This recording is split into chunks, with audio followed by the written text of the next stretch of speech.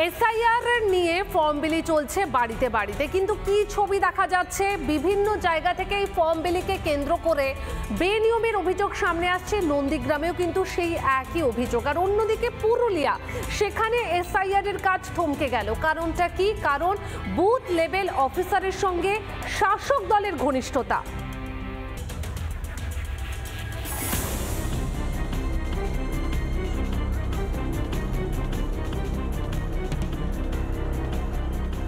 বিএলওর শাসক ঘনিষ্ঠতা, ফর্ম বিলিতে শাসকের নাক গলানোর নানা অভিযোগ আসছিল। এবার বিএলওর হয়ে ফর্ম বিলির অভিযোগ শাসক নেতার। এ নিয়ে সরগরম নন্দীগ্রাম।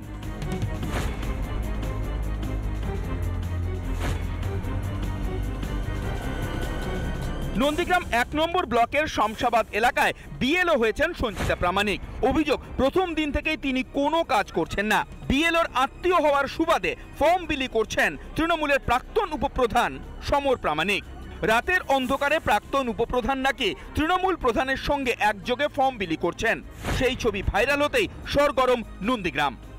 প্রধান, উপপ্রধান, প্রাক্তন উপপ্রধান ইনারা বসে ফর্ম বিলি করছেন। ইনি প্রাক্তন যিনি উপপ্রধান রয়েছেন, ইনি বর্তমান যে বিএলও সঞ্চিতা প্রামাণিক, ওনার রিলেটিভ হয়।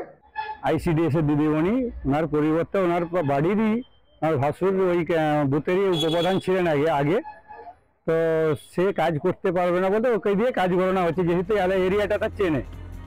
নন্দীগ্রামে যখন ফর্ম বিলি নিয়ে অভিযোগ, তখন পুরুলিয়ার বিএলওর শাসক ঘনিষ্ঠতা নিয়ে বিতর্ক, যার জেরে এলাকায় থমকে গেল এসআরআই প্রক্রিয়া।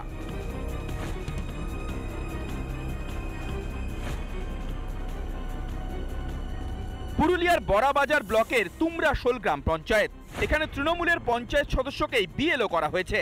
এ নিয়ে নিরপেক্ষতার প্রশ্ন তোলে বিজেপি। বিতর্কের জেরে সরে দাঁড়ান বিএলও। ফলে ওই বুথে এখন এসআইআর প্রক্রিয়ার কাজ থমকে রয়েছে। এই মাস্টারমশাই দিচ্ছিলেন আর কি নাম মাস্টারমশাই? বাউরিলাল পঞ্চায়েত সদস্য। হ্যাঁ, পঞ্চায়েত কোন দল? তৃণমূল।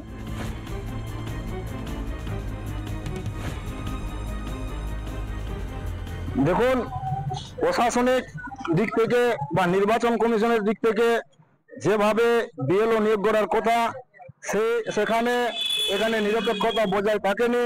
কেননা একজন গ্রাম পঞ্চায়েত সদস্যকে এখানে বিএলও করা হয়েছে। এখন বিএলও নিয়োগটা তো অফিসিয়ালি হয় সরকারি ভাবে, সেখানে দলীয় তো ওখানে কোনো মত দেওয়ার বা কোনো কিছু নেই।